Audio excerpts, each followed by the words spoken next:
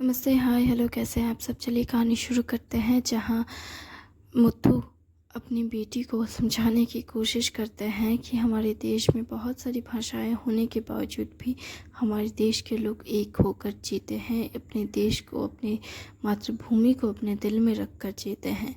जिस पर इंद्राणी उससे कहती हैं कि अच्छी बात है, पर हमें सबसे पहले अपने परिवार के बारे में सोचना चाहिए।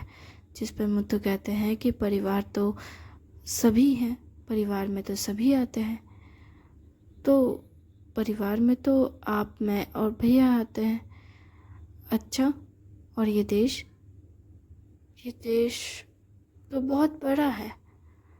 तो ये देश अगर बहुत बड़ा है तो ये देश के हर एक इंसान भी हमारे लिए हमारा परिवार है। अगर हमारा परिवार ऐसा है तो फिर अंकल की शादी आंटी से कैसे हो सकती है? वो तो भाई बहन हुए। अच्छा, ऐसी बात है। इस सवाल का तो जवाब मुझे देना ही पड़ेगा। अच्छा, तो एक बात बताओ, तो हमें क्या करना चाहिए ऐसे समय में?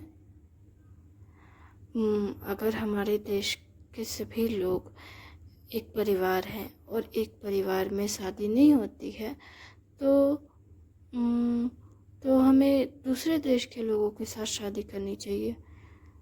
अच्छा, पर क्यों? हमारे देश में लोगों की कमी है क्या? पर अगर एक देश पूरा परिवार है तो हमारे देश में लोगों की कमी तो नहीं है, लेकिन हमारे देश में भाई बहनों की शादी नहीं होती है। ऐसा किसने कहा? मैंने तो सुना है, वो कहते हैं बगल में तो चाची की शादी, चाची के भाई की शादी किसी और के साथ हुई और उनके बेटी की भी शादी किसी और के साथ हुई, उनकी बहन के साथ नहीं हुई। तो ये तुम्हारा प्रॉब्लम है क्या? मतलब फिर वो इंद्राणी को अपनी गोद में बिठाते हैं और कहते हैं, देखो, ये ज़रूरी नहीं है कि भाई बहनों की शादी हो और ये भी ज़रूरी नहीं है कि उनकी शादी ना हो। ये कहा जाए तो एक पर्टिकुलरली समुदाय के ऊपर निर्भर करता है। मतलब ऐसे कई लोग होते हैं जिनके जिनके अंदर, मतलब जिनमें ये नियम होता है कि वो मामा और भगनी की शादी करवाएं। और कुछ ऐसे रिश्ते होते हैं जहाँ भाई और बहन की शादी हो जाती है। ऐसे कौन से रिश्ते होते हैं? ऐसे भी कुछ लोग होते हैं क्या? देखो, ये दूर वाले होते हैं, मतलब उनका ब्लड रिलेशन होता है पर दूर से होता है, करीब से नहीं। वो कभी एक दूसरे से मिलते नहीं हैं, पर अचानक से उनकी फैमिली मिलके उनकी शादी करवा देते हैं। अच्छा, पर ऐसा क्यों होता है? कहते हैं कि अपने खून वाले लोगों से शादी नहीं करनी चाहिए, उससे बीमारी होती है। ये तुमने कहाँ पढ़ा और कहाँ सुना?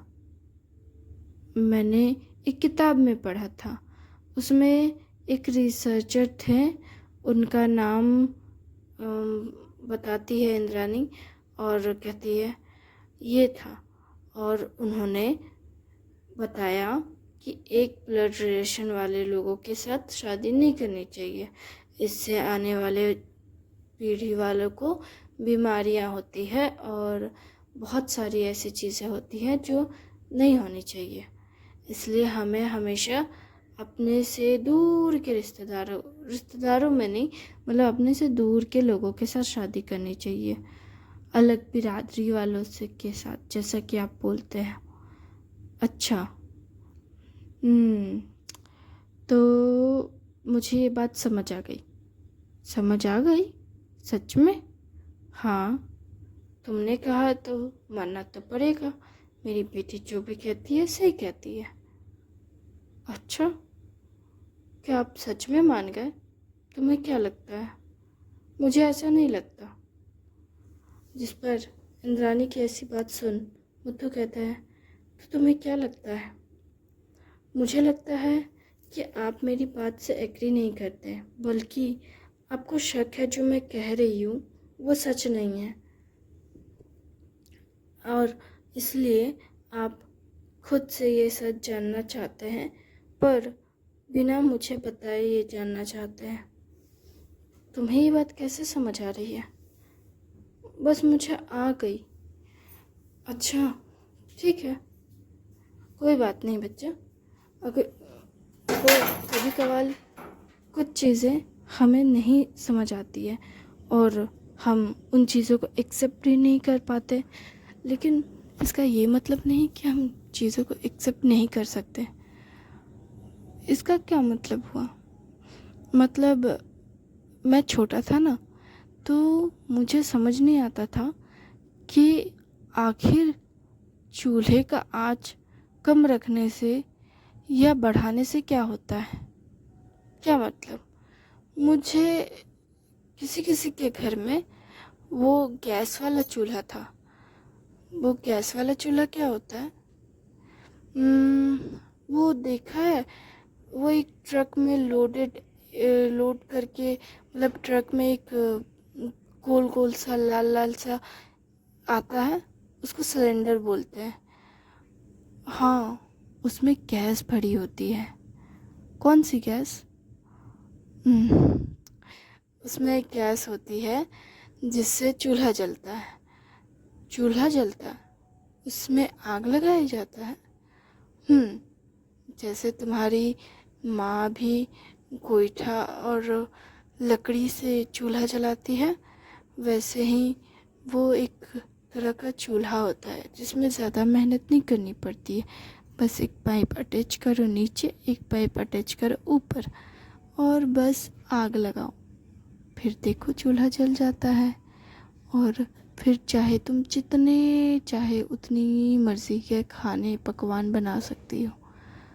अच्छा, तो माँ के पास ऐसा क्यों नहीं है? क्योंकि हम थोड़े अमीर हैं। इसमें अमीर और गरीब का क्या कनेक्शन है? ये तो मुझे नहीं पता बेटा, लेकिन मुझे कहा गया कि मुझे ये नहीं मिलेगा। अगर मुझे ये चाहिए तो मुझे बाहरी तौर पर लेना पड़ेगा। इसका क्या मतलब है बाहरी तौर पर?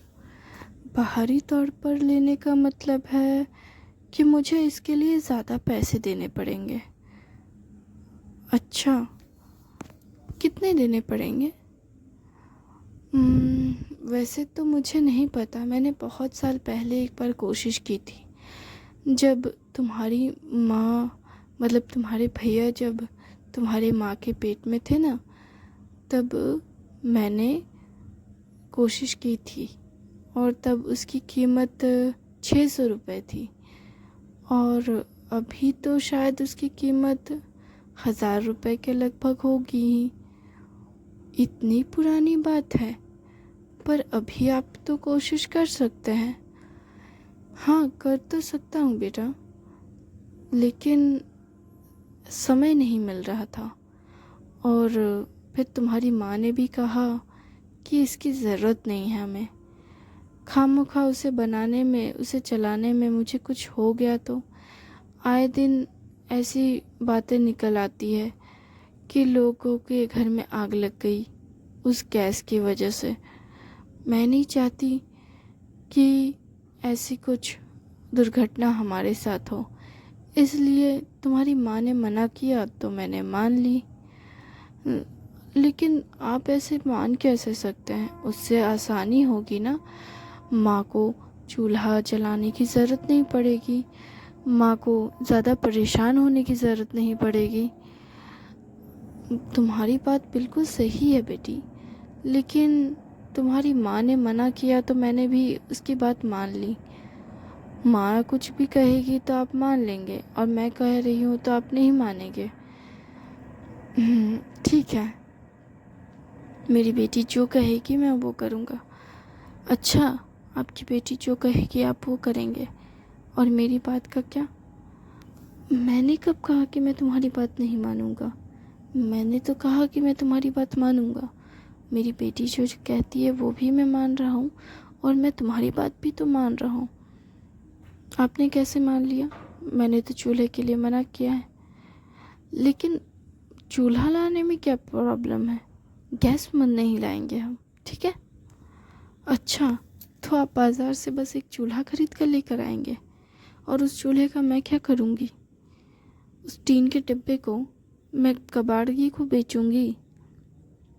देखो, वो टीन का डिब्बा तो नहीं है, तो क्या है वो? टीन का डिब्बा नहीं है तो जहाँ तक मुझे लगता है वो एक टीन का डिब्बा ही तो रहता है, जिसमें दो गोल गोल से लड्डू जैसे बने रहते हैं, और एक छोटा सा बर्न आग जलाने के लिए होता है। उसमें कितना ही आग निकलेगा, उसमें क्या ही बन सकता है। तुमने जिसका इस्तेमाल नहीं किया उसके बारे में ऐसा नहीं बोलना चाहिए। अच्छा, ये आप कह रहे हैं या प्रिंसिपल की बात कह रहे हैं? वो भी तो सही ही कहते होंगे ना, कि जिसका इस्तेमाल किसी ने नहीं किया है उसे कैसे पता होगा। कभी कभार जो चीज़ बहुत आसानी से समझ आ जानी चाहिए, वो हमें बहुत बार कोशिश करने के बाद भी समझ नहीं आती है।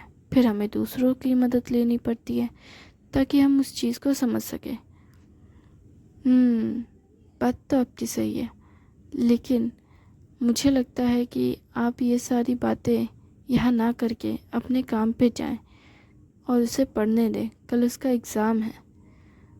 अच्छा ठीक है, मैं जाता हूँ।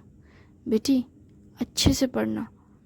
तुम्हारे अच्छे मार्क्स आएंगे ना, तो तुम भी अपने भैया के साथ स्कूल में पढ़ने जाओगी। अच्छा पिताजी, कितने मार्क्स लाने ज़रूरी हैं? जितने तुम चाहो उतने ले आ सकती हो। अगर तुम अच्छे से पढ़ोगी तो तुम 100 में 100 अगर ले आई तो मैं तुम्हें पूरे बाज़ार में घुमाने लेकर जाऊंगा। क्या सच में पिताजी? हाँ ठीक है, अगर मैं 100 में 100 ले आई तो आप सच में मुझे बाज़ार ले जाएंगे ना? हाँ बिल्कुल, मैंने अपनी बेटी से वादा किया है तो उसे मैं ज़रूर पूरा करूँगा। ठीक है, मैं अच्छे से पढ़ूँगी। ठीक है। वो जब जाने लगते हैं तो दरवाजे में उनकी पत्नी आती है और उनके पास आकर कहती है, पानी का गिलास देकर, अपना ध्यान रखिएगा और अच्छे से जाइएगा। हाँ, सुना है तूफान आने वाला है, ख्याल रखिएगा ना। तुम चिंता क्यों करती हो?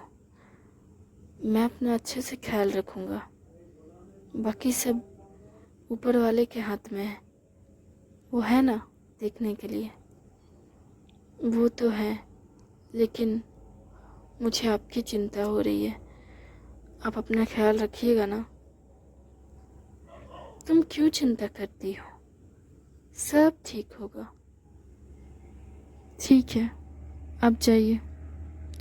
वो चले जाते हैं और इधर उनकी पत्नी दरवाजे पर बैठकर मौसम को देखने लगती है और भगवान से दुआ करने लगती है, हे भगवान, आज के दिन अगर तूफान लाना है तो रात्रि के वक्त लाए, अभी ना लाए।